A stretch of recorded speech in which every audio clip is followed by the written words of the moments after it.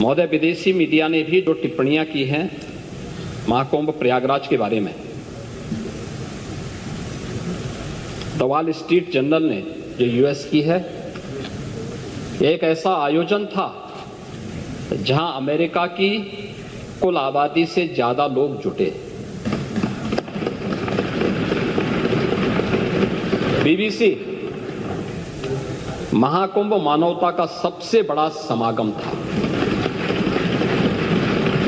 Express Tribune, यह विश्व का सबसे बड़ा धार्मिक समारोह था।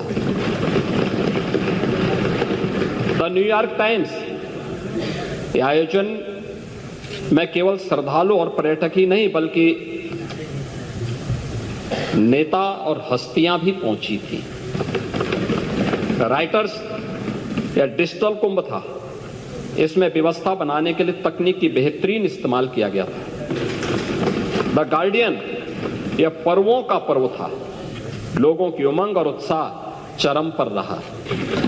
CNN, दुनिया के सबसे बड़े धार्मिक समागम में 60 करोड़ से ज्यादा लोग शामिल हुए। यह आस्था की अभिव्यक्ति की शानदार नजारा है।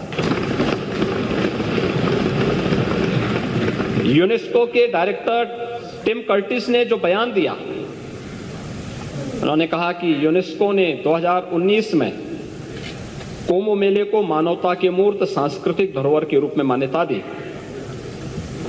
इससे पहले 1923 में इसके सामाजिक, आर्थिक एवं पर्यावरणीय प्रभावों की निगरानी की जा रही थी। उन्होंने कहा, कुंभ मेला प्राकृतिक और सांस्कृतिक धरोहर के रूप में विश्व को एक नई दृष्टि प्रदान करता है। महोदय, देश के सबसे प्रतिष्ठित जो पत्रकार हैं, इंडिया टीवी के एडिटर, उन्होंने अपनी टिप्पणी में कही कि महाकुंभ का आयोजन इतने बड़े पैमाने पर करना ये बड़ी हिम्मत का काम था और ये हिम्मत उत्तर प्रदेश सरकार ने दिखाई। ये आयोजन इतना सफल हुआ, ये चमत्कार से कम नहीं है। जब करोड़ों लोग एक साथ एक जगह पर आते हैं और रिस्क होता है। महाकुंभ के इस महाआयोजन ने यह साबित कर दिया है कि अगर इच्छा शक्ति हो तो 66 करोड़ लोगों को मैनेज किया जा सकता है। टेक्नोलॉजी का ठीक से इस्तेमाल किया जाए तो सिक्योरिटी प्रोवाइड की जा सकती है। कम्युनिकेशन स्किल हो तो करोड़ों लोगों के आने जाने का इंतजाम हो सकता है। लोगों का सहयोग मिले तो रोज लाखों लोगों के खाने का इंतजाम किया जा सकता है। हमेशा डराने वाली पुलिस का व्यवहार दोस्ताना हो सकता है। हजारों धर्म गुरुओं और साधु संतों का मान रखा जा सकता है। गरीब और अमीर को बिना किसी भेदभाव के संगम में डुबकी का अवसर दिया जा सकता है। अगर बिजनेस की कुशलता हो तो 7,500 करोड़ रुपए खर्च करके 3 लाख करोड़ से अधिक का लाभ हासिल किया जा सकता है। अफवाहों के बावजूद कुशल प्रबंधन से लोगों का भरोसा जीता जा सकता है। महाकुंभ का आयोजन एक अग्नि परीक्षा थी। इस परीक्षा में केंद्र और राज्य सरकार खरी उतरी है। पूरी दुनिया में सनातन का मान बढ़ा है। पूरी दुनिया में भारत के मैनेजमेंट स्किल, क्षमता और कुशलता के प्रति विश्वास बढ़ा है। पूरी दुनिया ने माना कि जो कोई नहीं कर सकता वो भारत ने करके दिखाया है। इस अभूतपूर्व आयोजन की गूंज पूरी दुनिया में वर्षों तक सुनाई देगी। ये भारत की सनातन की सबसे बड़ी उपलब्धि है। महोदय, हमारे कुछ विपक्षी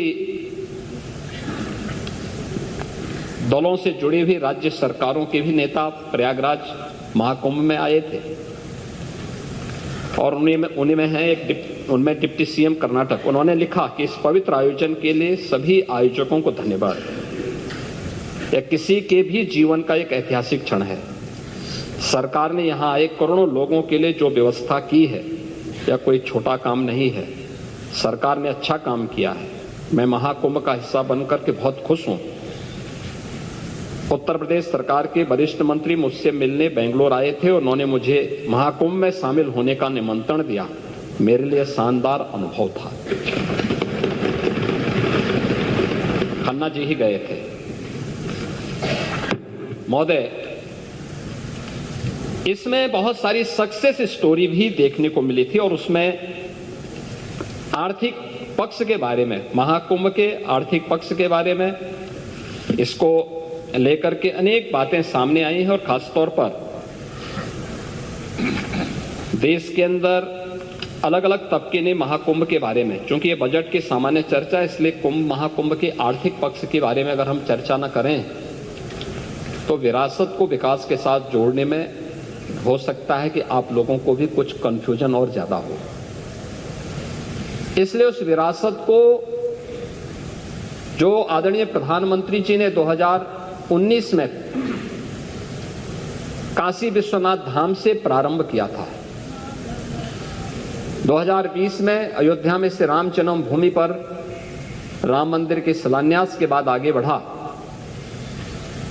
प्रयागराज महाकुंभ उसका एक चरम उत्कर्ष रूप के रूप में देश और दुनिया के सामने आया है।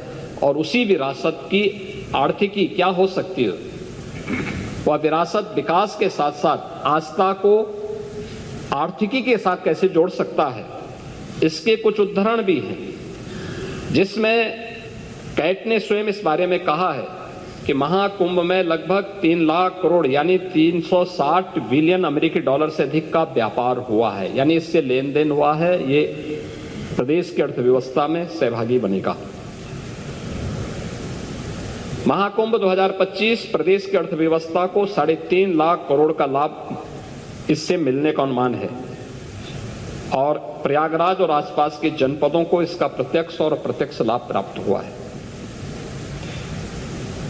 महोदय, इसमें भारत के जो मुख्य आर्थिक सलाहकार हैं बी अनंत नागेश्वरन, उन्होंने इस बात को कहा है कि महाकुंभ मेले के कारण उपभोग खर्च में तेज बढ़ोतरी की उम्मीद हुई। इससे भारत को चालू वित्त वर्ष में 6.5% की विकास की दर हासिल करने में मदद मिलेगी।